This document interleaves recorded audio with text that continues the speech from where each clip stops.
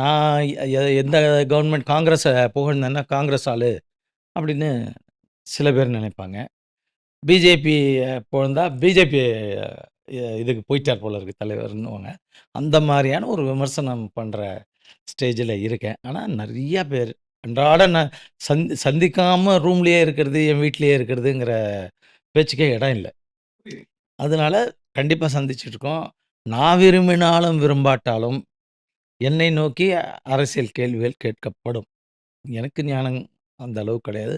ரொம்ப லிமிட்டடா ஒரு ஃபேர் பார்வை தான் எனக்கு. என்னதான் அரசியல்வாதிகள் அரசியல் டிசைட் பண்ணாலும், அரசன் யாருன்றது மக்கள் தான் டிசைட் பண்றாங்க. 100% அதுல நான் பிலீவ் அதனால தான் நீங்க அந்த மக்களோட பழகுறதுனால தான் இந்த கேள்வி கேட்கிறேன். ஸ்ட்ரெயிட்டாவே கமிங் டு சார். நான் we are not having any blues. ஸ்ட்ரெயிட்டா கேட்கிறேன். நல்லா கேட்டீங்க அந்த கேள்வியை நீங்க ரொம்ப.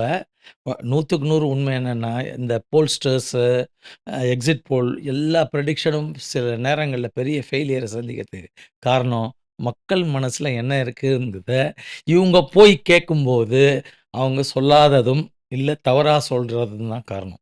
உண்மை.